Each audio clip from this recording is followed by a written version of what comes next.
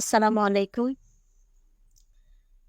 আজকে real number অর্থাৎ সংখ্যার ধারণার শর্টকাট ক্লাস। তো এখানে কিছু অঙ্ক আছে, এই অঙ্কগুলো আমি শর্টকাটে করে দেখাবো। 12 পরপর 5টি সংখ্যার যোগফল 535 হলে বড় সংখ্যাটি কত? প্রশ্নে আছে পরপর 5টি সংখ্যার যোগফল 535 হলে বড় সংখ্যা কত?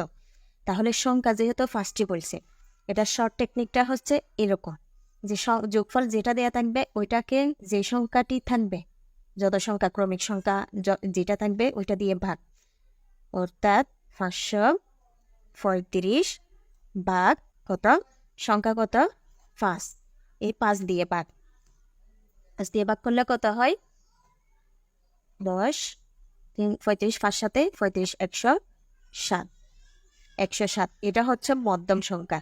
তো এখানে 5টি সংখ্যার কথা বলছে না, 5টি সংখ্যার কথা যেহেতু বলছেন তাহলে 107 মাঝখানের সংখ্যা, এর আগে কি কি আছে 105 106 107 108 109, অর্থাৎ এখানে বড় সংখ্যাটা হচ্ছে যে কি 109, অ্যান্সার হবে 109, 109।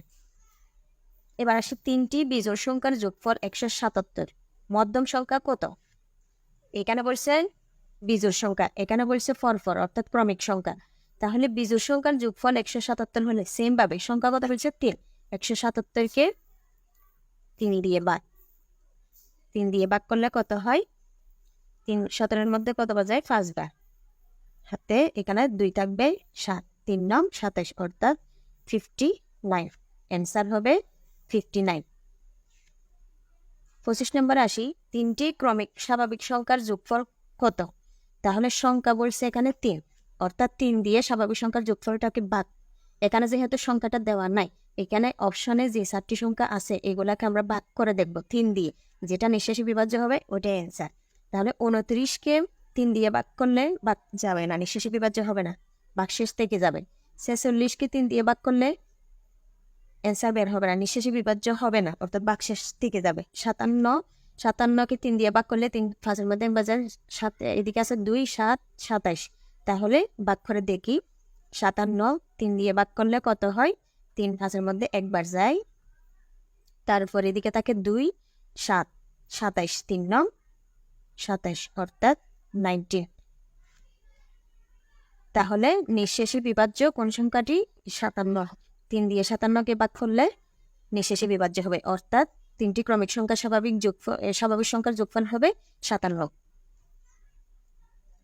3টি ক্রমিক সংখ্যার যোগফল 33 হলে গুণফল কত? সরাসরি ভাগ, 33কে 3 দিয়ে ভাগ, এই 3 দিয়ে ভাগ, 3 দিয়ে ভাগ করলে কত 11, অর্থাৎ 11। তো এখানে 3টি ক্রমিক সংখ্যা বলছে না, তাহলে এটা হচ্ছে মধ্যম সংখ্যা।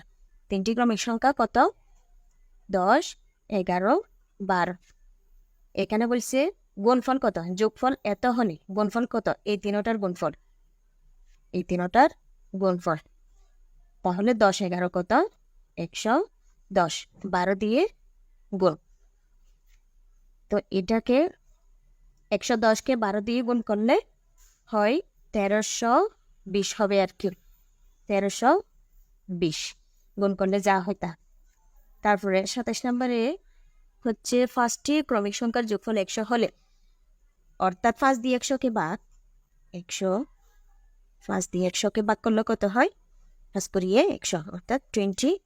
তো এবার 5টি সংখ্যা বলছে না, 5টি সংখ্যা কি কি হবে, এটা তো মধ্যম সংখ্যা, 18 19 20 21 22। শেষে কি বলছে, প্রথম ও শেষ সংখ্যার গুণফল কত? যোগফল যদি এত হয়, প্রথম ও শেষ সংখ্যার গুণফল, এখানে প্রথম সংখ্যা হচ্ছে 18 আর শেষ সংখ্যা হচ্ছে যে কি 22, অর্থাৎ 18 গুণন 22। তো 18 আর 22 গুণ করলে যেটা বের হবে সেটা, 18 আর 22 গুণ করলে হবে 396, 300 কত 96, আপনারা গুণ করে নেবেন। তো 28 নম্বর আসি, দুটি ক্রমিক স্বাভাবিক বিজোড় সংখ্যার যোগফল 16 হলে সংখ্যা দুটি কত? দুইটি সংখ্যা কত বলছে? ক্রমিক সংখ্যা 2, যোগফল কত? 16। সেম ভাবে 16কে 2 দিয়ে ভাগ করলে কত হয়? 8। সংখ্যা দুটি কত? এখানে কি বলছে? বিজোড় সংখ্যা, মাথায় রাখতে হবে বিজোড় সংখ্যা, এটা তো জোড় সংখ্যা, এটা মধ্যম সংখ্যা, তাহলে বিজোড় সংখ্যা চাইছে। বিজোড় সংখ্যা দুটি কত? অর্থাৎ 8-এর আগে কি আছে? 7, 8-এর পরে কি আছে? 9। এটা হচ্ছে অ্যান্সার, 7 আর 9 এটা। 29 নম্বর, তিনটি ক্রমিক সংখ্যার যোগফল 123 হলে ক্ষুদ্রতম সংখ্যা দুটির গুণফল কত? সংখ্যা কত বলছে? 3, আর যোগফল কত? 123। সরাসরি 3 দিয়ে ভাগ, 3 দিয়ে ভাগ করলে কত হয়? 3 4 12, 3 একে 3 অর্থাৎ 41। তো এখানে কি বলছে? ক্ষুদ্রতম সংখ্যা দুটির গুণফল কত? এটা মধ্যম সংখ্যা, এটা মধ্যম সংখ্যা।